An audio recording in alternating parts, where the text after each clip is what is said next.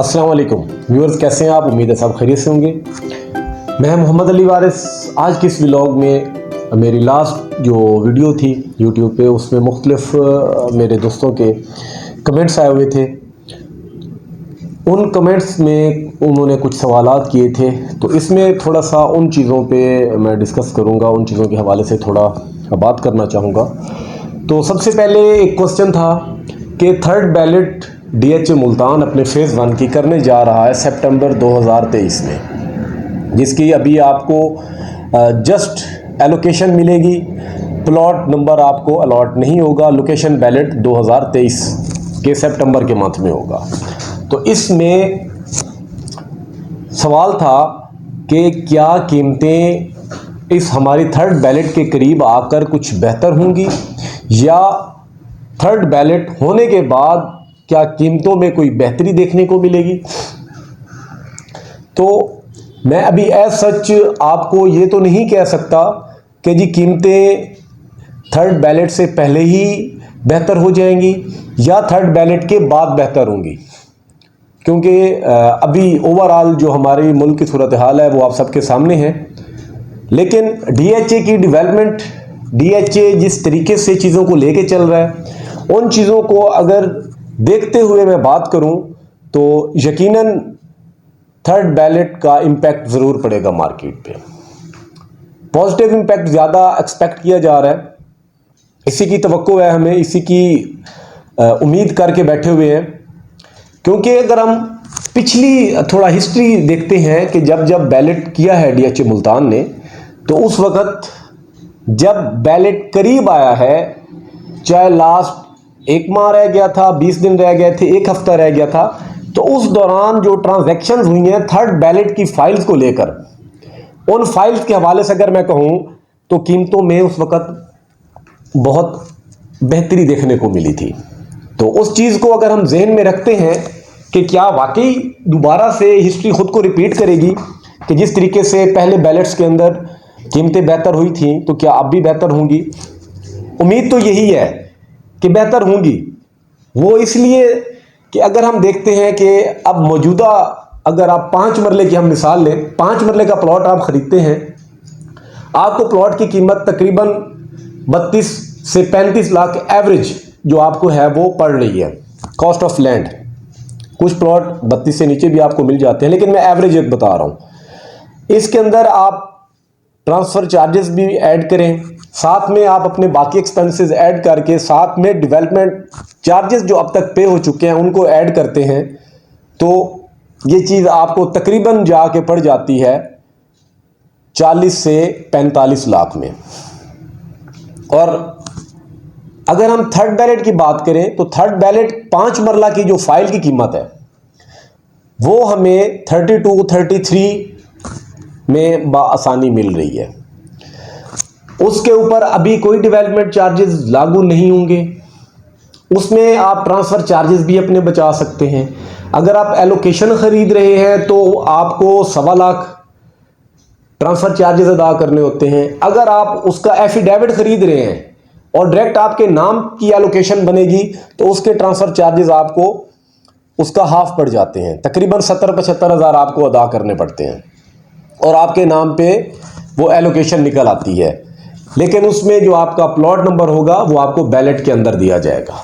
तो कीमतों में जो डिफरेंस है वो आप बाखूबी वाकिफ़ हैं, इन चीज़ों को आप कैलकुलेट कर सकते हैं। 10 मरला की अगर हम अब बात करते हैं, 10 मरला आप B1 या सेक्टर U के एवरेज प्लॉट आप लगाते हैं B1 का, तो वो आपको 55 लाख, 54 लाख, 53 लाख पे मिल रहा है।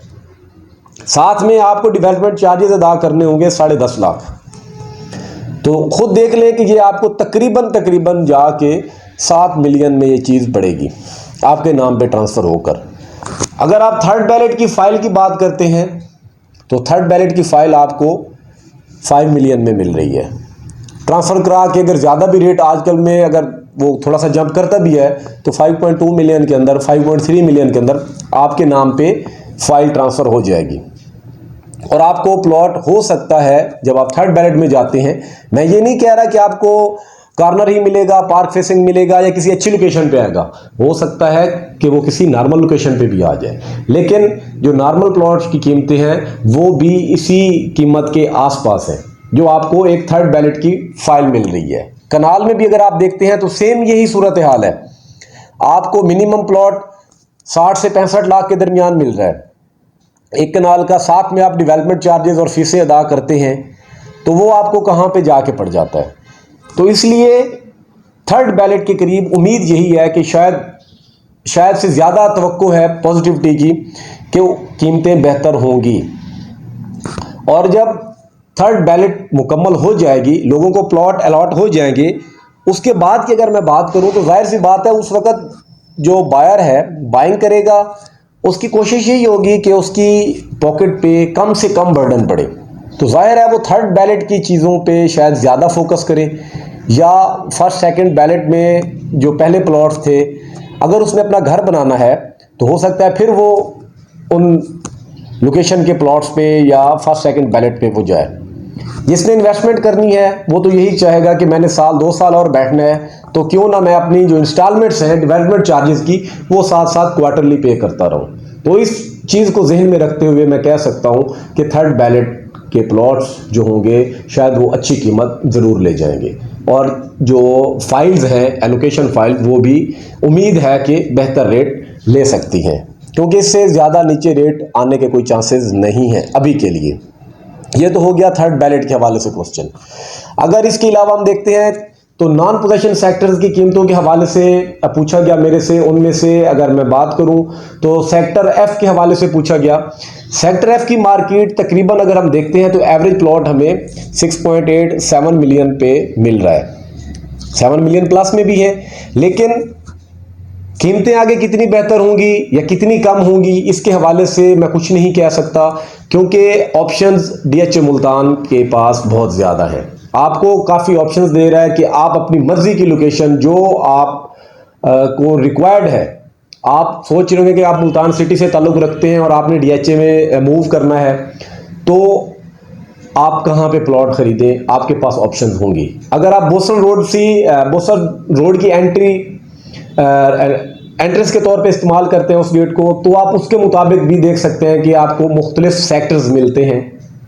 अगर आप लाहौर से हैं या आप खानेवाल से हैं, आप बूरेवाला, व्याड़ी या किसी और सिटी से हैं और आप मोटरवे को इस्तेमाल करते हुए शाहरुख आलम गेट, मतीतल गेट से दाखिल होते हैं, तो भी आपके पास वहाँ पे 10 मरला, 5 मरला, 1 कनाल के मुख्तलिफ ऑप्शंस मौजूद हैं। एजुकेशन सिटी भी है वहाँ पे, तो ऑप्शंस आपके पास मुख्तलिफ मौजूद हैं। तो जाहिर सी बात है आपको इस चीज़ का फिर बाखूबी इल्म है कि जब आपके पास ऑप्शन ज़्यादा होते हैं तो फिर उस वक़्त कीमतें ज़्यादा बेहतर नहीं होती, कीमतें फिर उस वक़्त नॉर्मल रेंज में चल रही होती हैं। तो अब वही सूरत हाल है कि इन्वेस्टमेंट के लिए ये एक बेहतरीन टाइम है, एक बेहतरीन अपॉर्चुनिटी है आपके पास। आप इन्वेस्टमेंट करें और आने वाले कुछ वक्त के अंदर साल 2 साल आप रखें, क्योंकि ये लॉन्ग टर्म इन्वेस्टमेंट होती है। देन आप इसमें अपना जो एक रेवेन्यू है वो एक अच्छा जनरेट कर सकते हैं। और एंड पे एक किसी ने कमेंट किया हुआ था अजीज़ ने कि डीएचए मुल्तान को ओवरऑल आप क्या समझते हैं कि इसमें कितनी तेज़ी से डेवलपमेंट हो रही है, या जब से ये प्रोजेक्ट लॉन्च हुआ है तो इसकी जो डेवलपमेंट है क्या वो बाकी डीएचए से बेहतर है? इसकी मैनेजमेंट ने जो यहाँ पे इनपुट दी है, मतलब अपनी एफर्ट की है, उससे जो आउटपुट हमारे सामने आ रही है क्या वो आउटपुट सेटिस्फैक्ट्री है? क्या बाकी डीएचए से डीएचए मुल्तान बेहतर है? तो इस हवाले से वो पूछना चाह रहे थे। तो एक चीज़ मैं आपको क्लियर करता जाऊं, आप डीएचए मुल्तान के अलावा किसी भी डीएचए को आप उठा के देख लें, उसका मैप देखें, आपको मैप में भी काफ़ी डिफरेंस नज़र आएगा। डीएचए मुल्तान में जितनी आपको प्लानिंग नज़र आएगी, इतनी प्लानिंग किसी और डीएचए में आपको शायद ही देखने को मिले, इस लेवल की नहीं होगी। अगर आप डेवलपमेंट की बात करते हैं तो जितना इसने तेज़ी से ख़ुद को ग्रो किया है, डीएचए मुल्तान ने जितनी तेज़ी से डेवलपमेंट दी है, इतनी तेज़ी से डेवलपमेंट शायद ही किसी डीएचए ने दी होगी। तो सेटिस्फैक्ट्री अगर हम कहें कि डीएचए मुल्तान की जो अब तक की डेवलपमेंट है, जिस तेज़ी से ये जा रही है, तो ये सेटिस्फैक्ट्री है मैनेजमेंट के लिए और यहाँ के क्लाइंट्स के लिए भी, क्योंकि यहाँ पे अभी अगर आप देखते हैं तो आप रह सकते हैं, आपको सेक्टर्स दे दिए गए हैं जहाँ पे आप अपना घर बना सकते हैं और आपको फैसिलिटीज़ भी दे दी गई हैं। ऐसा नहीं है कि आपको फैसिलिटीज़ ना हो, यहाँ पे आपको शटल सर्विस दे दी गई है, यहाँ पे आप अल्लाह ना करे नागहानी सूरत में रेस्क्यू 1122 आपके पास मौजूद है। इसी तरीके से यहाँ पे आपको और सैनिटेशन सेंटर दे दिया गया है। सिक्योरिटी तो नो डाउट हर डीएचए में आपको दी जाती है, सो वो है। अगर आप रोड्स की बात करते हैं तो मेरे ख्याल से डीएचए मुल्तान के जिस तरीके से आपको कशादा रोड देखने को मिलेंगे, इस तरीके से किसी और डीएचए में आपको देखने को नहीं मिलेंगे। अगर आप ओवरऑल कमर्शियल की बात करते हैं, बिजनेस पॉइंट ऑफ व्यू से बात करते हैं, तो डीएचए ने यहाँ पे आपको मुख्तलिफ मकामात पे, जो एक दो नहीं कई मकामात ऐसे हैं जहाँ पे आप अपना बिजनेस रन कर सकते हैं। पाकिस्तान स्क्वायर को देखें, उसके बाद अगर आप देखें हर मेन बुलेवार्ड के ऊपर, हर सेक्टर के सामने, हर सेक्टर के अंदर आपको मुख्तलिफ कमर्शियल्स दिए गए हैं। अगर आप इन चीज़ों से थोड़ा हटें तो आप सेंट्रल स्क्वायर को देखें, इसकी ज़रा स्टडी करें, इसके स्ट्रक्चर को देखें कि यहाँ पे आपको क्या क्या डीएचए ऑफर कर रहा है। तो बिजनेस के पॉइंट ऑफ व्यू से चाहे आप आएँ, चाहे आप रेजिडेंशियल पॉइंट ऑफ व्यू से हैं, चाहे यहाँ पे आप इंटरटेनमेंट की वजह को जेन में रखते हुए हैं, तो आपको ये सब कुछ, ये पूरा कंप्लीट पैकेज डीएचए मुल्तान दे रहा है। उसके बाद जो सबसे एक बड़ी चीज़ नुमाया है डीएचए मुल्तान की, वो है रोमांसा गोल्फ कोर्स। इस तरीके का मेरे ख्याल से आपको कहीं भी डीएचए के पास, किसी और डीएचए के पास देखने को नहीं मिलेगा जितना आप यहाँ पे एडवांस चीज़ें देख रहे हैं। और ये प्रोजेक्ट मैं लास्ट व्लॉग में भी कह चुका हूँ, आप वो बेशक सुने, कि ये डीएचए, इस मैनेजमेंट ने डीएचए मुल्तान को इस तरीके से डिज़ाइन किया, इस तरीके से प्लान किया है कि ये आने वाले 50, 60, 70 सालों के लिए एनफ है।